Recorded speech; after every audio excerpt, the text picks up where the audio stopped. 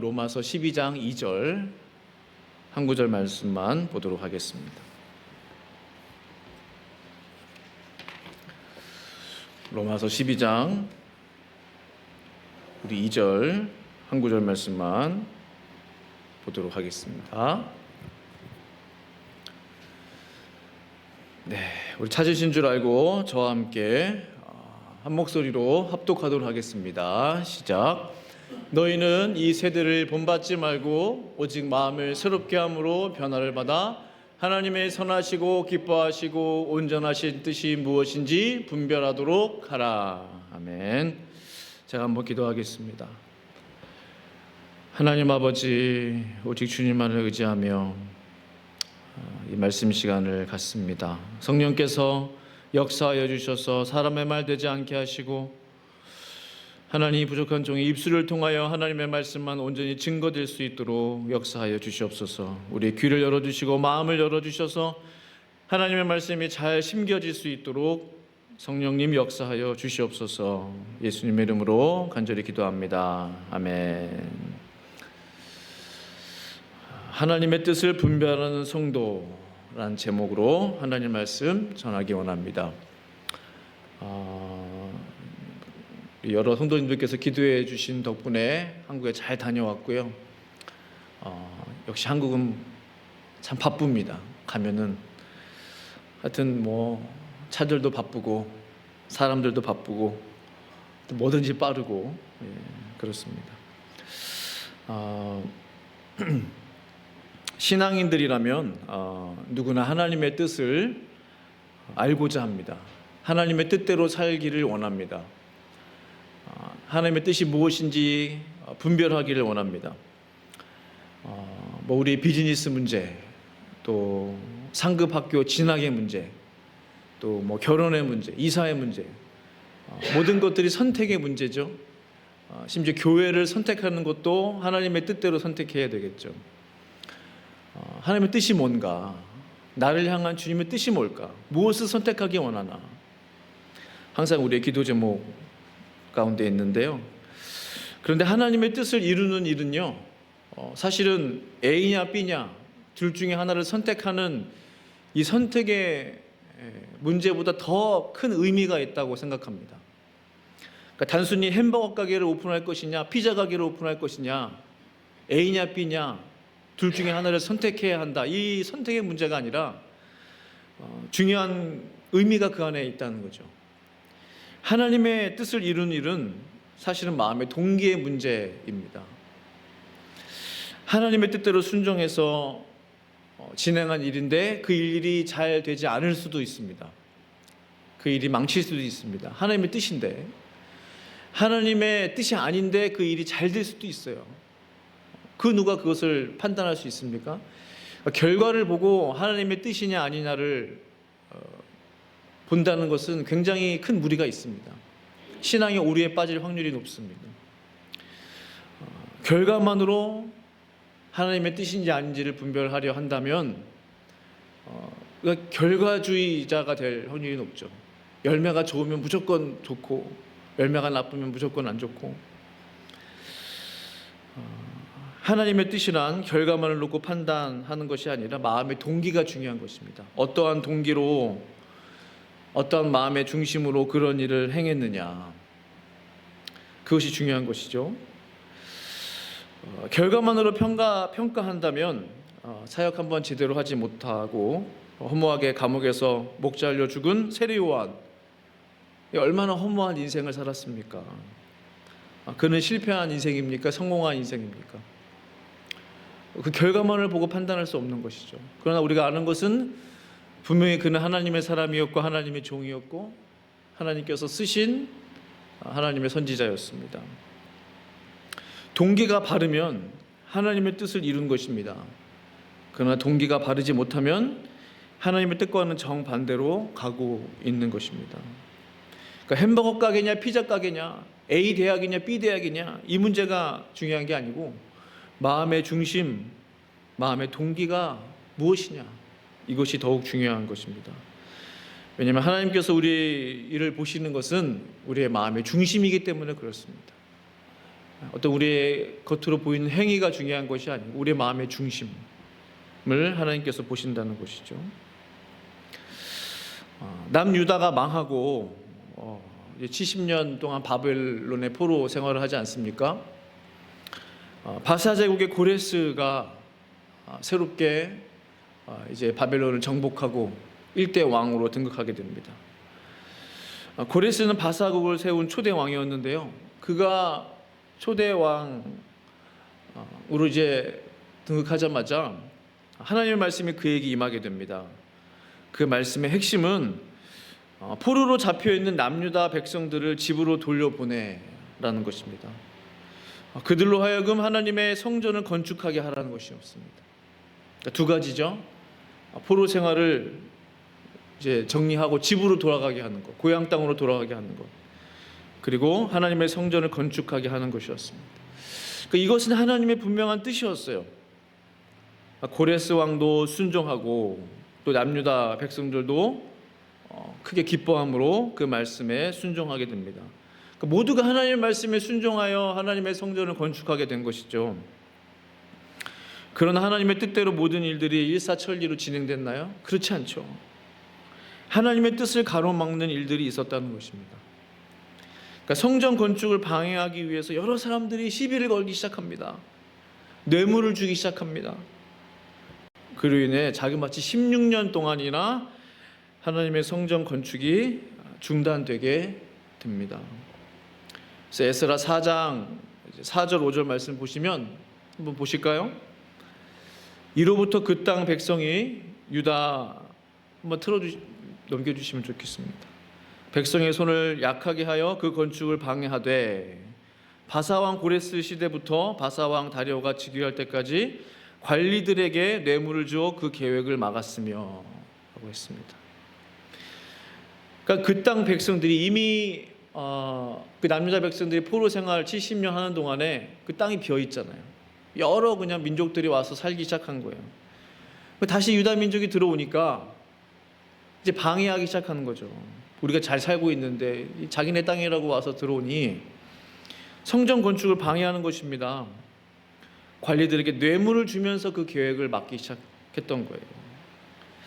우리가 무엇을 깨닫게 되나요? 하나님의 일들도 때로는 사람들의 방해를 받을 수 있구나.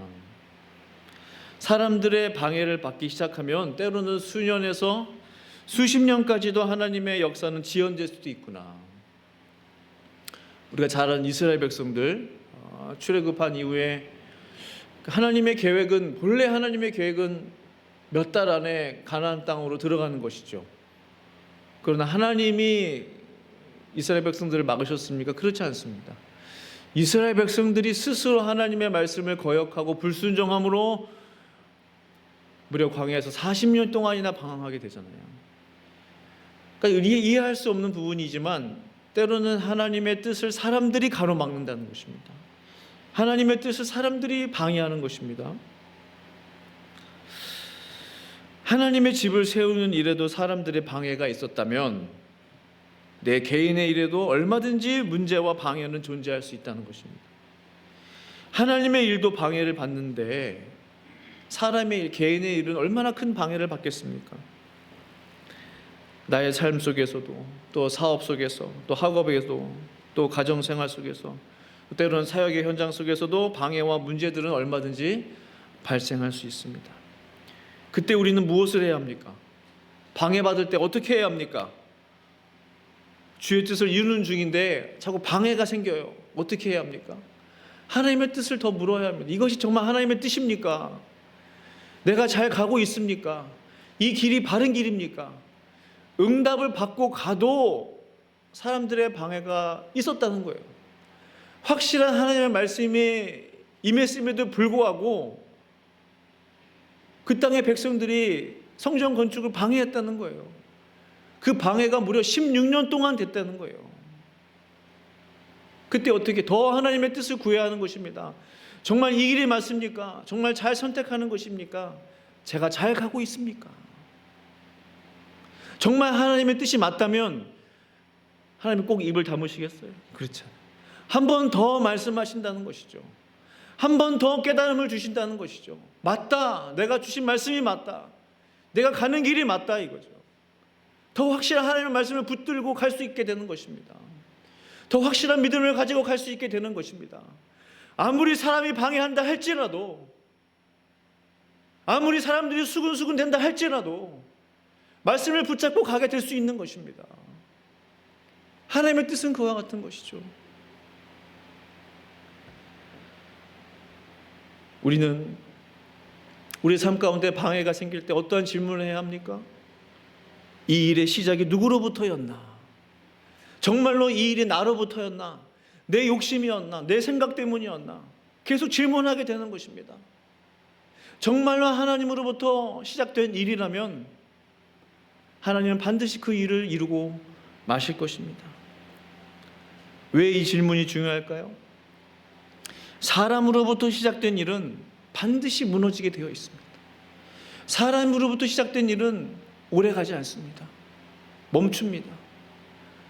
우리가 종종 하나님으로부터 응답을 받고 기도 제목을 올려드릴 때 하나님의 응답을 주시죠. 그것이 하나님의 뜻이면요, 오래 갑니다. 몇 달이고 갑니다. 몇 년이고 하나님이 나에게 주신 말씀이 생각이 나는 거예요. 내 생각이고 또 나의 인간적인 생각이면 가다가 말아요. 그때 무슨 말씀을 받았더라? 희미해집니다. 분명하지 않아요. 더 구하고자 하는 마음이 들지 않아요. 그런 경험 해본 적 있으세요? 내 생각은 그와 같아요. 오래 가지 않아요. 몇 번 하다가 말게 돼요. 그러나 하나님의 뜻이면요, 쉽게 포기하지 않게 되는 것입니다. 하나님의 뜻인 게 분명한데 어떻게 쉽게 포기하게 되겠어요? 칼을 한번 빼들었는데 물을 자르든 수박을 자르든 뭐라도 잘라야 되는 거예요. 그것이 하나님의 뜻이라는 것이죠. 예루살렘 성전 건축의 이 문제는요, 사람으로부터 시작된 일이 아니었어요. 하나님께서 고레스 왕의 마음을 감동시켜서 하나님으로부터 시작된 일이었어요. 비록 16년이라는 긴 기간 동안 지연되었지만 결국 하나님께서 그 일을 이루고야 마셨습니다. BC 516년에 수르바벨 성전은 건축하게 된 것이죠. 성도님들의 삶에 일어나는 모든 일들 우리가 생각해 보면 하나님의 뜻과 섭리 가운데 있다면 반드시 그 일들은 성취되게 되어 있습니다. 그러니 포기하지 마시고 계속 주의 뜻을 구하시며 한 걸음 한 걸음 나아갈 때 반드시 하나님의 인도하심을 받게 될 줄로 믿습니다. 우리가 잘 아는 바울의 삶을 한번 돌아보기 원합니다. 바울 그는 원래 사울이었을 때 얼마나 자신의 뜻을 펼치며 예수 믿는 사람들을 감옥에 가두며 스데반 집사가 순교할 때 찬송표를 던지고 그들의 짐을 맡아주고 정말 자신의 뜻을 이루기 위해서 살았어요. 자신이 생각한 게 맞다고 생각하고 확신을 가지고 살았어요. 예수님께서 이제 사울을 만나 주시죠. 그러자 그가 깨닫게 됐어요. 아, 이게 내 뜻이었구나. 내 생각이 옳은 줄 알고 살았는데 주님을 만나고 보니 나는 천하에 죽일 놈이구나. 내가 하나님의 아들 예수 그리스도, 정말 살아계신 하나님의 아들이셨구나. 내가 이분을 핍박했구나. 이분을 박해했구나. 예수님께서 사울을 구원하여 주신 이유가 거기에 있었던 것입니다. 사울아, 네 뜻을 이제는 접고 네 생각을 이제는 내려놓고 내 고집을 내려놓고 나 예수의 뜻을 위해서 이제 살아라는 거죠. 하나님의 영광을 위해서, 복음을 위해서 너의 삶은 삶을 이제 헌신하라는 거죠. 그것을 위해서 내가 너를 선택했다는 거죠. 그것을 위해서 내가 너를 살렸다는 것이죠. 사랑하는 성도 여러분, 우리도 마찬가지입니다. 하나님께서 나를 구원하신 이유가 분명히 있습니다. 그동안 우리의 삶을 돌아볼 때 얼마나 예수님의 마음을 아프게 하고 예수님의 눈에서 눈물을 흘리게 했습니까? 때로는 하나님의 영광을 가리는 말과 행동들을 할 때가 얼마나 많이 있었는지 몰라요. 그럼에도 불구하고 예수님이 여전히 나를 포기하지 않으시고 여전히 사랑하십니다. 그 증거가 바로 우리가 이 시간 이 자리에 나와서 하나님을 예배하고 있는 것이죠. 이만큼 살게 하시고 이만큼 건강 주시고 입을 것과 마실 것과 쓸 것을 주신 정말 은혜의 하나님이신 것입니다. 이렇게 많은 은혜를 우리에게 주셨다면 이제는 우리의 생각을 내려놓고 하나님의 뜻을 위해, 하나님의 영광을 위해 더욱 살아가야 하지 않겠습니까? 하나님의 기쁘신 뜻을 위해 살아가시는 저와 성도님들 되실 수 있기를 간절히 축복합니다. 나를 향한 하나님의 뜻을 아는 것이 중요한 이유는 바로 그 뜻이 나로 하여금 흔들리지 않는 힘을 주기 때문에 그렇습니다. 하나님의 뜻이 분명하다면 내가 힘들 때, 내가 조금 슬플 때, 낙심될 때 다시 일어설 수 있는 힘이 생기는 것입니다. 몸이 여기저기 아프고 불편해도 하나님의 뜻이 있다면 다시 일어설 수 있는 힘을 낼 수가 있게 되는 것이죠. 그렇다면 어떻게 하나님의 뜻을 더욱 분명히 알 수 있겠습니까? 어떻게 하면 나를 향한 하나님의 뜻을 알 수 있을까요? 하나님의 뜻을 발견하는 방법, 그 방법은 어렵지 않습니다. 오늘 본문 1절, 2절 말씀을 보시면 우리 1절 말씀 같이 한번 읽어보시겠습니다. 로마서 12장 1절 말씀을 시작. 그러므로 형제들아, 내가 하나님의 모든 자비하심으로 너희를 권하노니 너희 몸을 하나님이 기뻐하시는 거룩한 산 제물로 드리라. 이는 너희가 드릴 영적 예배니라. 아멘. 이 로마서 12장 1절을 이 한 문장으로 바꾸면 어떻게 되겠습니까? 한 문장으로 줄이면 어떻게 되겠어요? 영적 예배를 드리라. 앞에 설명들이 쭉 나오는데 결국은 영적 예배를 드리라는 것입니다. 오늘 본문 2절을 보시면 2절을 또 같이 한번 읽어보겠습니다. 2절 말씀 시작. 너희는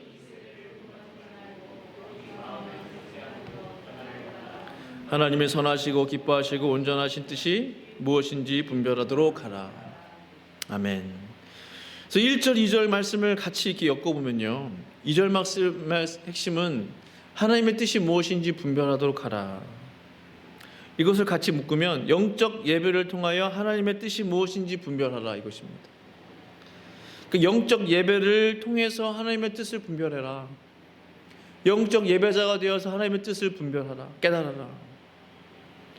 하나님 앞에서 영적 예배를 드리는 자에게 어찌 하나님께서 그분의 뜻을 보이지 않겠습니까? 영적 예배를 드리는 자에게 하나님의 뜻을 보이지 않는다면 누구에게 하나님의 뜻을 보이시겠냐는 거예요. 참 예배자에게 하나님의 뜻을 보이지 않는다면 과연 누구에게 하나님의 뜻을 나타나겠냐는 거예요. 그래서 신명기 4장 29절 말씀을 보시면 이렇게 말씀하고 있습니다. 그러나 내가 거기서 내 하나님 여호와를 찾게 되리니 만일 마음을 다하고 뜻을 다하여 그를 찾으면 만나리라. 내가 거기서 내 하나님 여호와를 찾게 되리니 했습니다. 거기는 어디입니까? 거기는 바로 성도님이 하나님과 만나는 그 만남의 장소가 거기입니다. 그 거기가 교회면은 거기가 되는 거예요.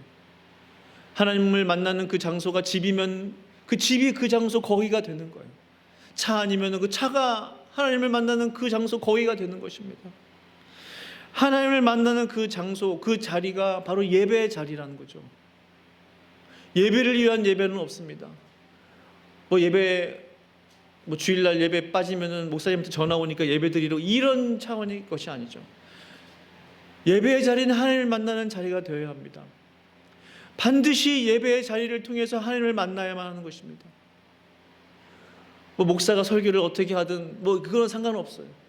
예배의 자리에 있는 것, 그 의미는 뭐냐면 그 장소에서 그 자리에서 하나님을 만날 수가 있다는 것이죠. 예배는 하나님과 성도가 만나는 장소, 그 자리가 되는 것입니다. 내가 드리는 예배의 자리가 정말로 하나님을 만나는 자리가 된다면 하나님의 뜻은 자연스럽게 알게 되어지는 것입니다. 내가 드리는 예배의 시간이 하나님을 만나는 시간이 된다면 하나님의 뜻을 알게 되는 것입니다. 자연스럽게 깨닫게 되는 거예요. 자연스럽게 알게 되는 거예요. 모를 수가 없게 되는 것입니다. 베드로가 예수님을 처음 만나자마자 그의 반응이 무엇이었습니까? 나는 이분 앞에 죄인이구나. 나는 죄인이다. 누가 이 사실을 말해주지 않아도 그냥 깨닫게 된 거예요. 나는 하나님 앞에, 이 주님 앞에 죄인이구나.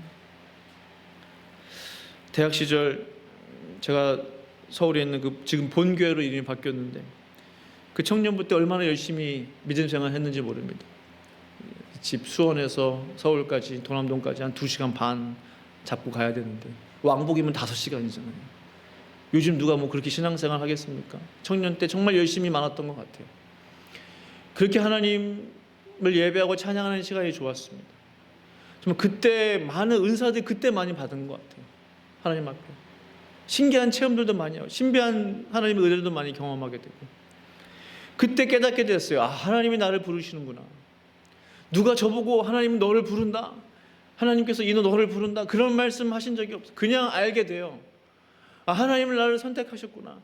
하나님이 나를 주의 종으로 부르시는구나. 하나님이 나를 예배자로 부르시는구나. 뭔가 하나님의 일을 하기를 원하시는구나. 그냥 알게 돼요. 깨닫게 돼요. 가르쳐줘서 알게 되는 것이 아닙니다.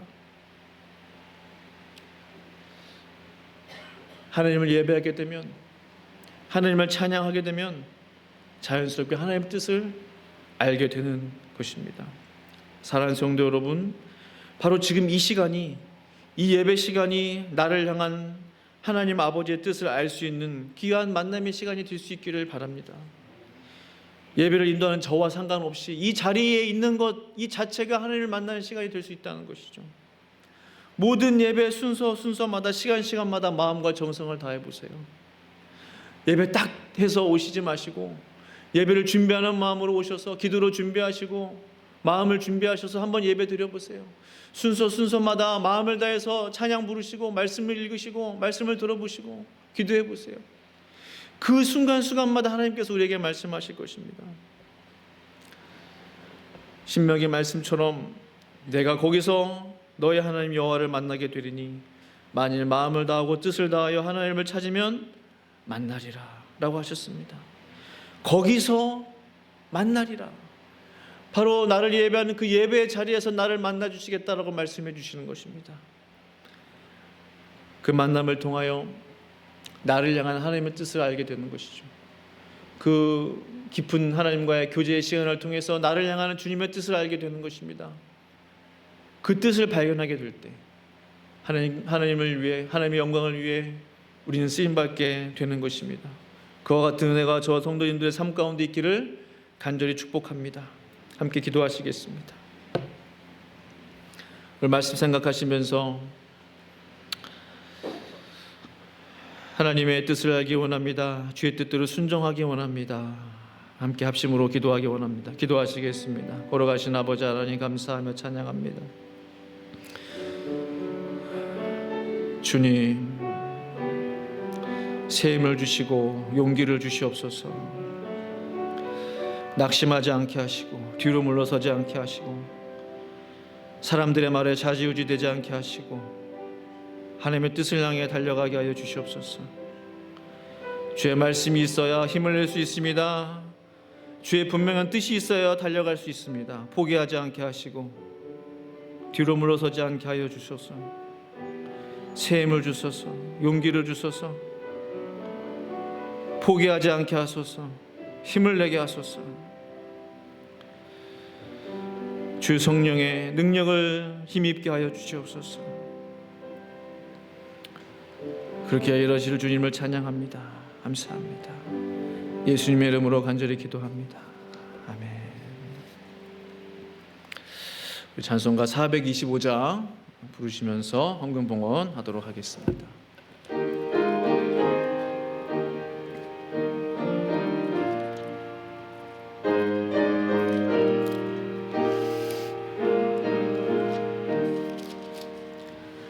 주님의 뜻을 이루소서. 고요한 중에 기다리니 진흙과 같은 날 빚으사 주님의 영상 만드소서. 주님의 뜻을 이루소서. 주님 발 앞에 엎드리니 나의 맘속을 살피시사 눈보다 에게 하옵소서. 주님의 뜻을 이루소서. 병들어 몸이 피곤할 때 권능의 손을 내게 펴사 강건케 하여 주옵소서. 주님의 뜻을 이루소서. 온전히 나를 주장하여 주님과 함께 동행함을 만민이 알게 하옵소서. 아멘.